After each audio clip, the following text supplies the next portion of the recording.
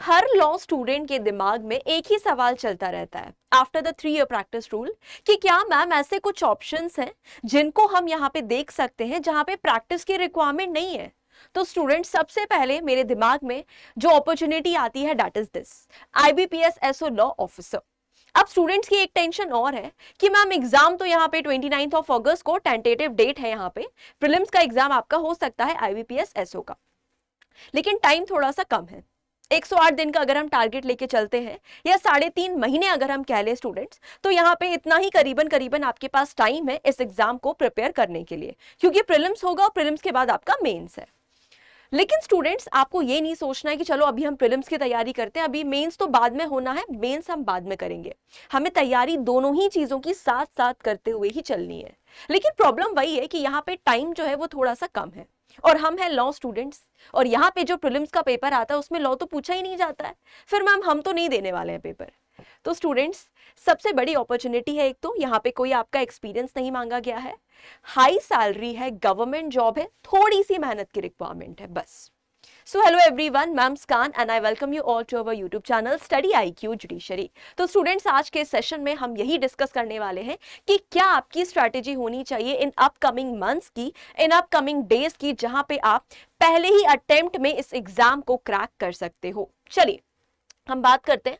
And before proceeding with the session students, ये मेरा Telegram channel है Muskan ma'am study IQ judiciary. तो अगर आप IBPS SO law officer exam से रिलेटेड कुछ भी अगर आपको डिटेल्स जाननी है, स्ट्रैटेजी, कंफ्यूजन है, कुछ भी है, प्लानिंग कैसे करनी है, सिलेबस कैसे कंप्लीट करना है, एनीथिंग, आप यहाँ पे मुझसे कनेक्ट कर सकते हो।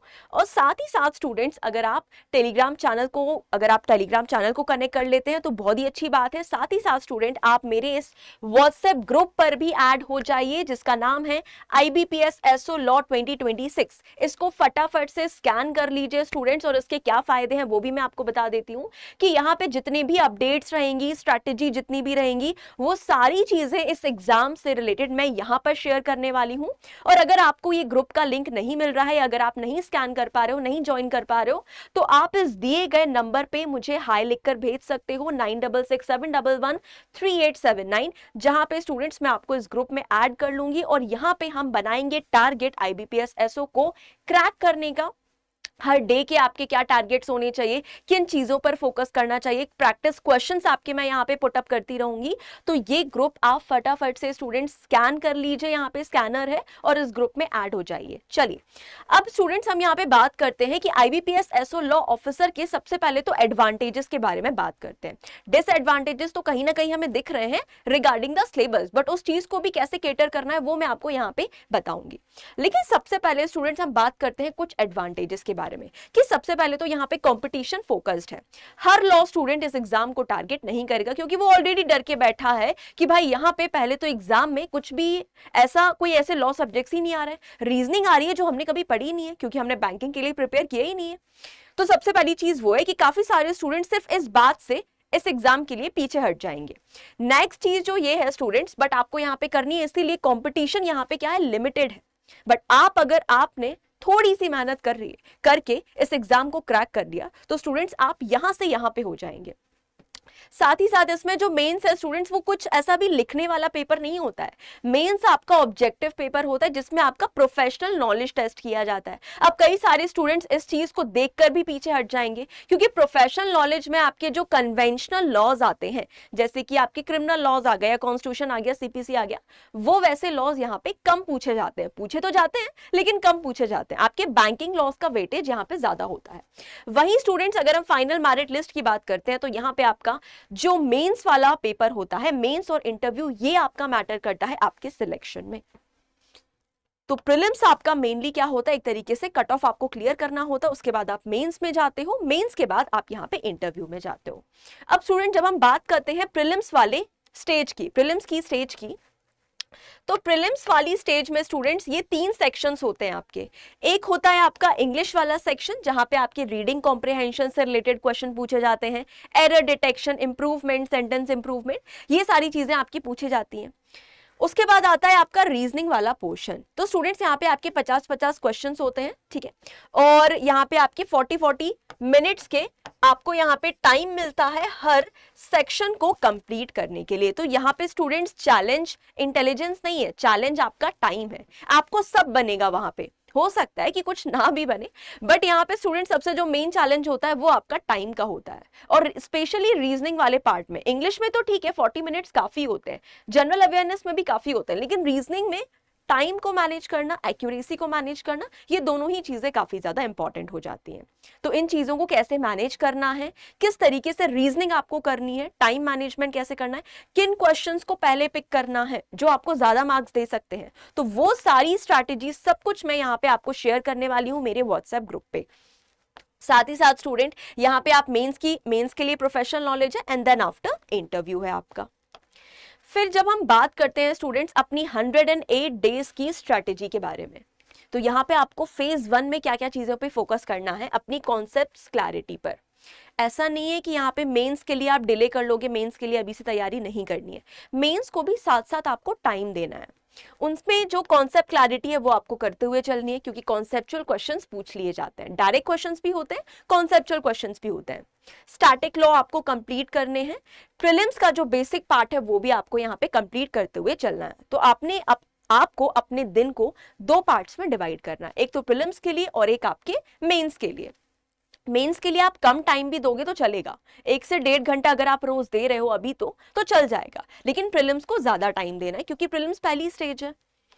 फिर उसके बाद स्टूडेंट्स फोकस डिस्ट्रीब्यूशन, आपको किन चीजों पर ज्यादा ध्यान देना है। अभी तो फिलहाल मैंने यहाँ पे लिखा है कि आपको लॉ पेपर पे ज्यादा ध्यान देना है, बट जब तक प्रीलिम्स है तब तक आप इस पोर्शन को थोड़ा सा कम कर सकते हो और इस वाले पोर्शन को 50-60 तक लेकर जा सकते हो।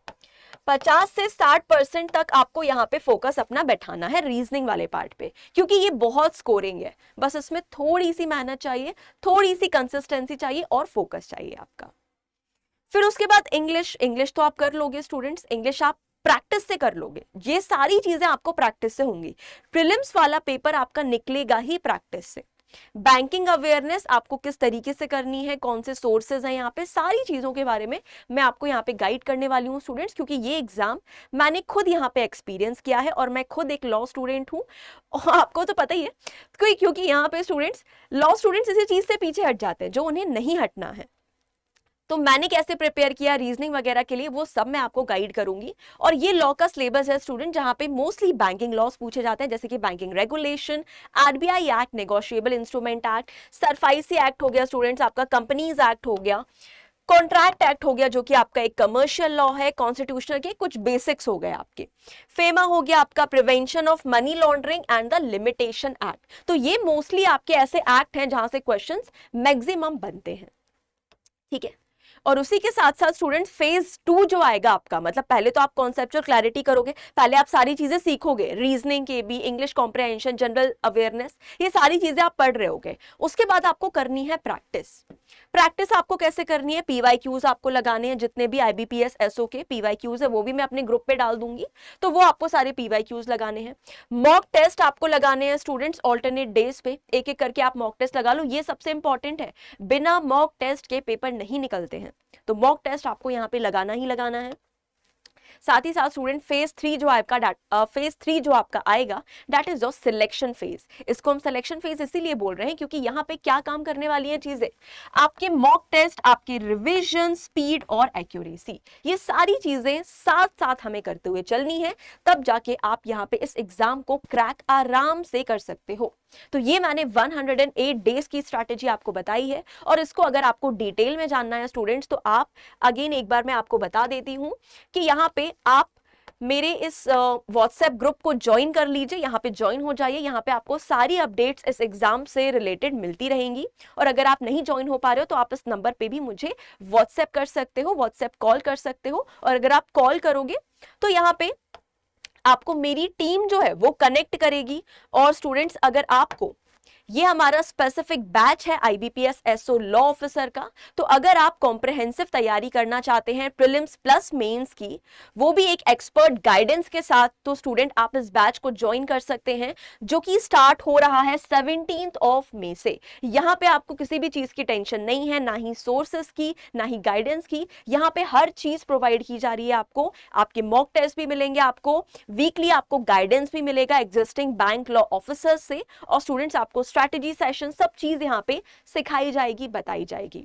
तो फटाफट से इस बैच को ज्वाइन कर लीजिए स्टूडेंट्स। यहाँ पे इस बैच को जब आप ज्वाइन करेंगे तो स्टूडेंट्स आप मेरा यहाँ पर कोड भी यूज कर सकते हैं MUK100, जिससे आपको यहाँ पर मेरी मेंटोरशिप मिलेगी और मेरी गाइडेंस भी। और साथ ही साथ स्टूडेंट, ये है मेरा टेलीग्राम चैनल, तो यहाँ पे भी आप मुझसे कनेक्ट कर सकते हैं, Muskaan ma'am study IQ judiciary. Thank you so much students for watching this session, and मिलते हैं हम अपने नेक्स्ट सेशन में। तब तक के लिए thank you so much everyone, have a nice day.